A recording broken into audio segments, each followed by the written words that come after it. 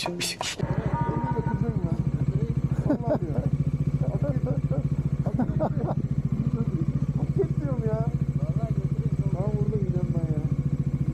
Ciddi mi? Ciddiyim. Nereye gidiyorsun? Sarmadı mı?